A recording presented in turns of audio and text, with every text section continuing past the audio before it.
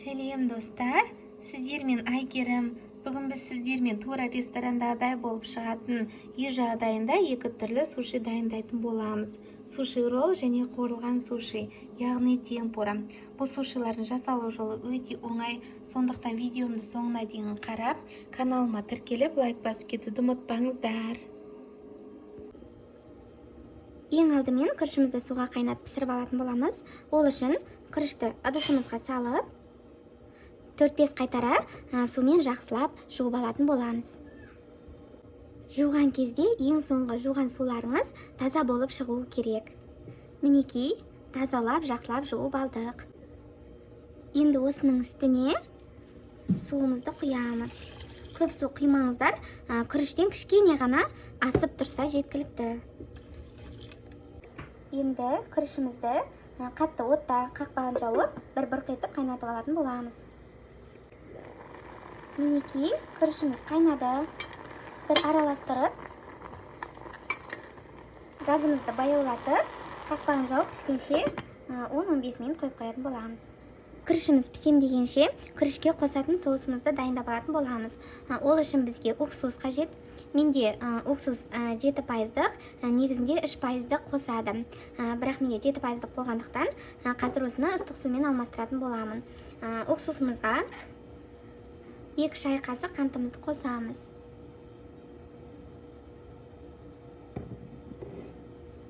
Қазір қана қайнаған ыстық суымызды қосамыз. Шым-шым тұз саламыз. Енді қантымыз бен тұзымыз ерігенше жақсылап араластырып аламыз. Қантымыз бен тұзымыз еріді, соусымыз дайын. Мінекей, күрішімізде пісіп дайын тұр. Енді осының үстіне жаңағы дайындаған соусымызды құямыз. Соусымызды қостық. Енді тез-тез жақсылап бір араластырып алатын боламыз. Күрішімізді жақсылап араластырып алдық. Дәмін татып көрсеңіздер де болады. Күрішіміз өте дәмді болып шықты. Енді осыны басқа ыдысқа салып, суытып алатын боламыз. Ал енді күрішіміз суығанша сушидің ортасына салатын салмасын дайындайтын боламыз. Мен екі түрлі суши жасайтын боламын, сондықтан екі түрлі салма дайындаймын. Қияр мен крабовые палочки, ал сіздер өз қалаларыңыз бойынша сала бересіздер. Бірінші салмасын дайындаймыз. Крабовые палочкаларды салафандарынан шығарып алатын боламыз.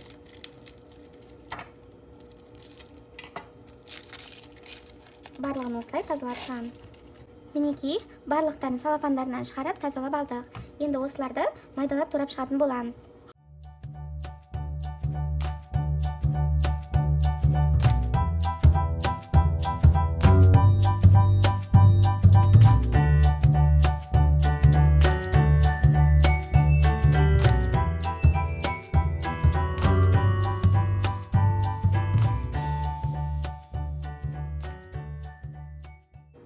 Мінекей, турап алдық. Енді осыны ыдысымызға саламыз.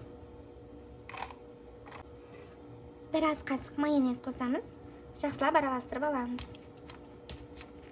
Крабтың өзін қосқанша осылай майонезбен араластырсаңыздар, сушиларымыз өте дәмді болып шығады. Мінекей, бір салмамыз дайын. Енді екінші салмамыз дайындаймыз. Қиярларыңыз осылай ұзын болса екіге бөлеміз.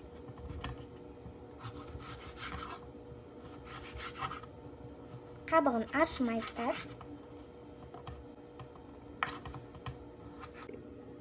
Мінекей, турап шықтық. Енді орталарын алып тастайсыздар. Осындай ортасындағы дәнектерін алып тастайсыздар.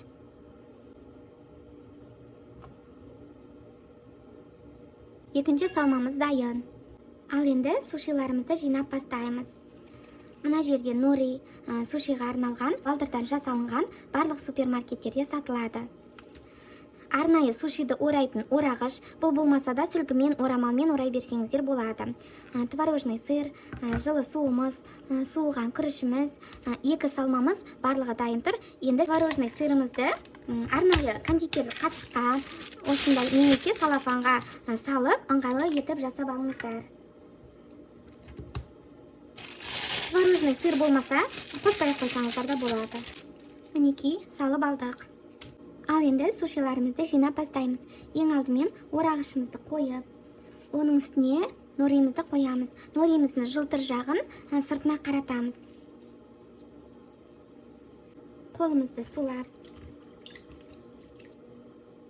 күрішімізден аз бөліктен бөліп аламыз. Осылай домалақтап, қолымызды сулаған себебіміз күрішіміз өте жабысқақ, сондықтан қолымызды міндетті түрде сулап аламыз. Енді осыны нориміздің шетіне қойып, барлық жеріне жеткізіп, жақсылап жайып шығатын боламыз. Бір келкі етіп, барлық жеріне жеткізіңіздер. Күрішіміз аз болса, тағы да қолымызды сулап қоссаңыздар болады. Шетіне жеткізіп, жақсылап жайып шығыңыздар. Осылай нориміздің ортасына дейін ғана жаямыз. Енді ортасына творожный сырымызды жағамыз.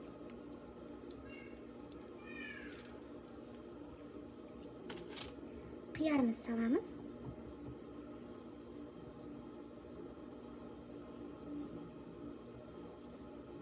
Енді орағышпен орайтын боламыз.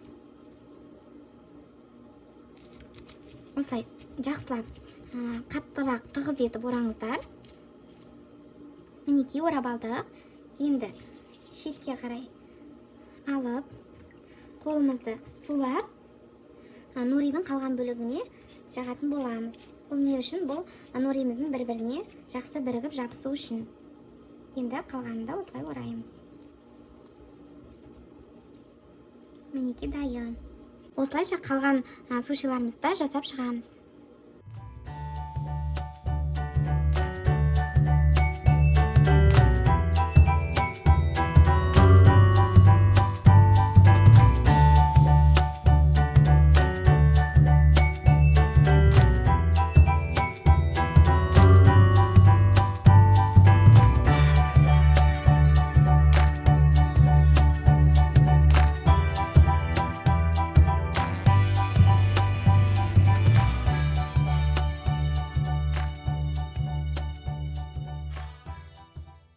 Енді екінші сушиімізді жасаймыз.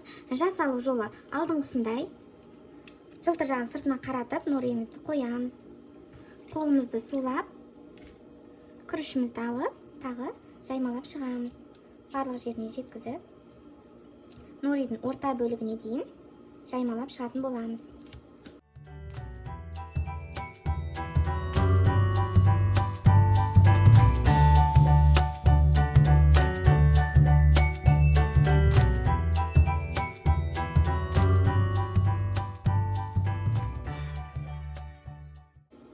Енді салмасына дайындаған крабовый палочкеміз саламыз.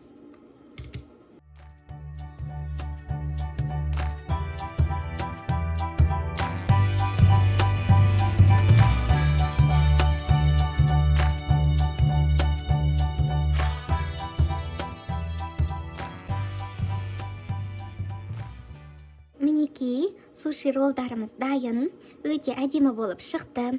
Енді басында айтып өткендей, екі түрлі суши жасаймыз. Енді осының тең жартысынан қуырылған суши, яғни орысша айтқанда жареный суши жасайтын боламыз. Қуырылған сушидің клярын дайындайтын боламыз. 2 жұмыртқа. Бұл клярды темпура кляры деп те атайды. Кішкене тұз саламыз. Араластырып, ұн қосамыз. Ұн қосып отырып, араластырамыз.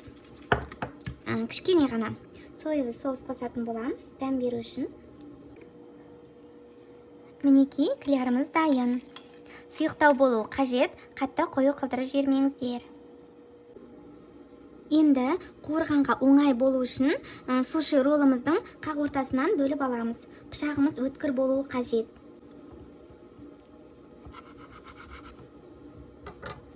Мінекей осылай қақ ортасынан бөлеміз.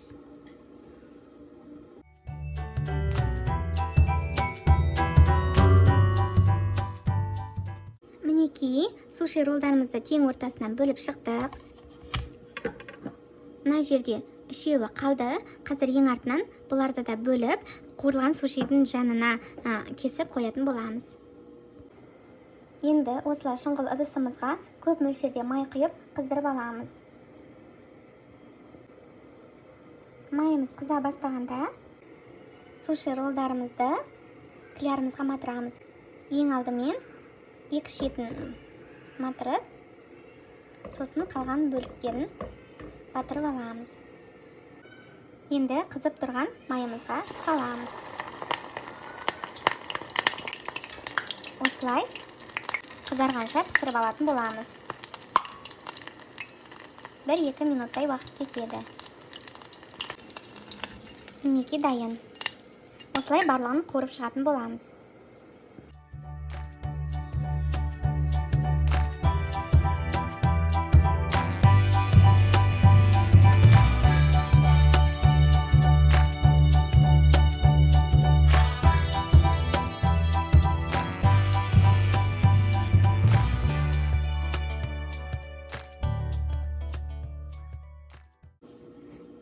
Мінекей, екі түрлі сушиларымыз дайын.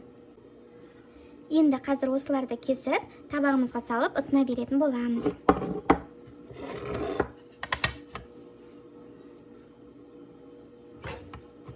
Пышағымыз өткір болуы қажет. Ең алдымен теңдей ортасынан бөлеміз.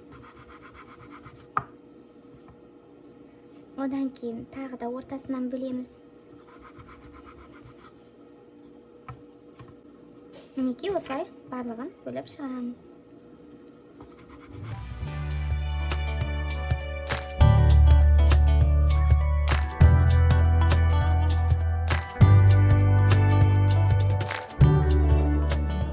Енді қуырылған сушиларымызды тураймыз.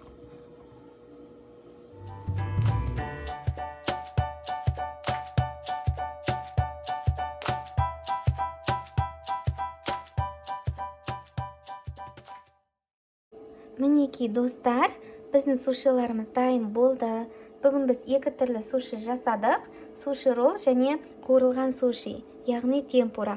Бұл сушилардың ресторандағы сушидан еш айырмашылығы жоқ, сондықтан өздеріңізде үйден дайындай аласыздар. Міндетті түрде соя соусына матырып жеңіздер. Ас болсын.